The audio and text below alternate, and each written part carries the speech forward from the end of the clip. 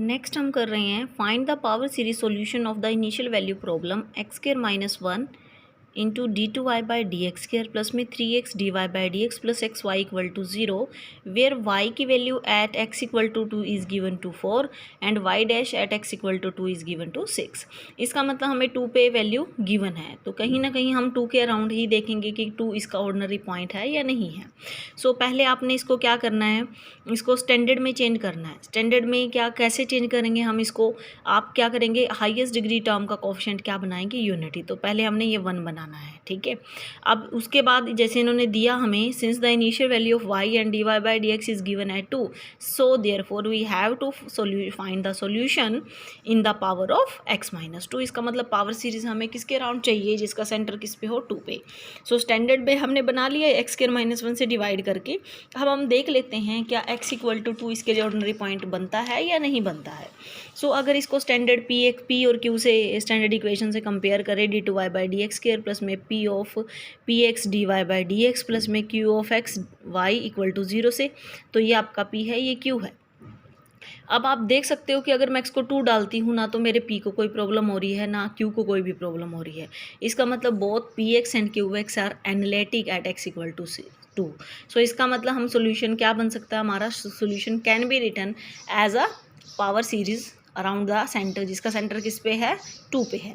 तो इसका मतलब y हमारा सोल्यूशन हम क्या लेंगे, a0 plus a1x minus 2 plus a2x minus 2 का whole square and going on, that is can be written summation m0 to infinity am(x minus 2 raise to power m। अब ये इसको सोल्यूशन ले लिया। अब हमें क्या करना है, शिफ्ट द ओरिजिन टू 2। अब हमें ओरिजिन को 2 पे शिफ्ट करना है।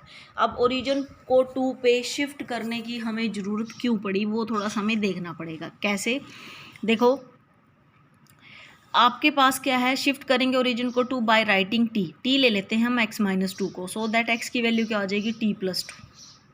और d y by d x कैसे हो जाएगा, d y by d t into d t by d x. और d t by d x क्या हो जाएगा, यहाँ से अगर d t by d x करती हूँ तो मेरे पास क्या होगा, दोनों ही लीनियर है। यहाँ से डी टी का 1 होगा, वहाँ डी एक्स का 1 होगा, तो d t by d x मेरे पास क्या हो जाएगा, 1 आ जाएगा। तो इसका मतलब d y by d x और d y by d t में कोई भी आपका फ़र्क नहीं पड़ रहा। इसी तरीके से हम डबल डेरिवेटिव करेंगे, तो जब डबल डेरिवेटिव करेंगे तो क्या होगा, d by d x of d y by d t, तो क्या आएगा, d two y by d t square, साथ में क्या लगेगा, d t by d x. और यहाँ से देखिए तो d t by d x की वैल्यू क्या है, 1 है, तो ये भी चेंज हो गया। अब आपके दिमाग में क्वेश्चन आएगा कि हमने ऐसे चेंज क्यों किया। अब उसका रीज़न बता रहे हैं। देखो पहले आपने x को मतलब x माइनस 2 को t लिया था, सो इसका मतलब x की वैल्यू क्या आ गई थी, t प्लस 2। तो मैंने t प्लस 2 डाल दी, जहाँ जहाँ पे भी dy बाई डी एक्स था उसको dy बाई डी टी से रिप्लेस कर दिया, तो सारा dy बाई डी टी और इसमें हो गया।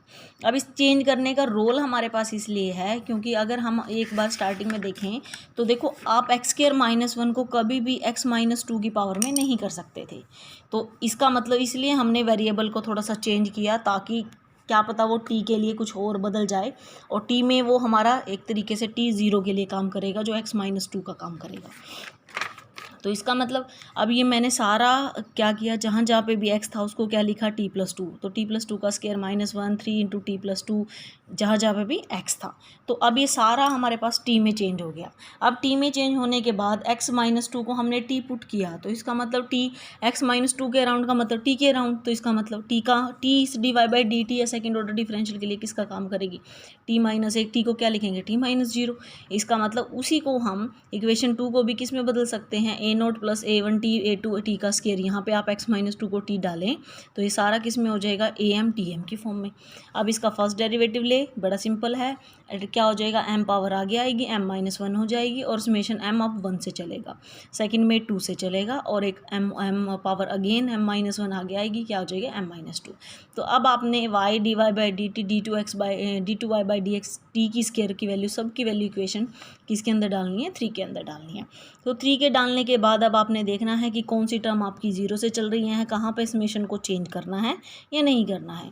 तो अब देखो t की m माइनस 2 को t स्क्वायर के साथ करेंगे तो m पावर हो जाएगी पूरी, फिर इसको किसके साथ करेंगे 4t, तो एक कम रह जाएगी, फिर इसको किसके साथ करेंगे t m माइनस 2 को 3 के साथ, तो यहाँ t m माइनस 2 रही, फिर ये 3t इसके साथ, फिर ये 6 के साथ, इसी तरीके से ये t प्लस 2 के साथ, एक बार 2 के साथ।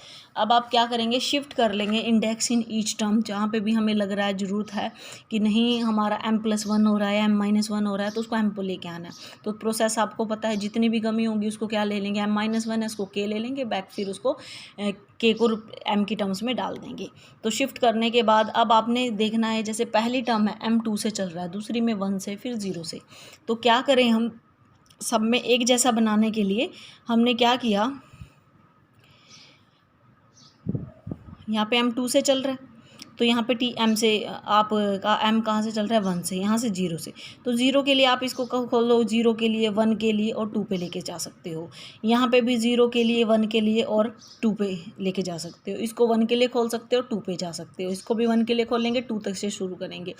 इसको भी आप 1 डालेंगे और 2 के पे लेके जाएंगे। इसको भी 0 डालेंगे, m को 1 डालेंगे और 2 के लिए समेशन की फॉर्म में लिखेंगे।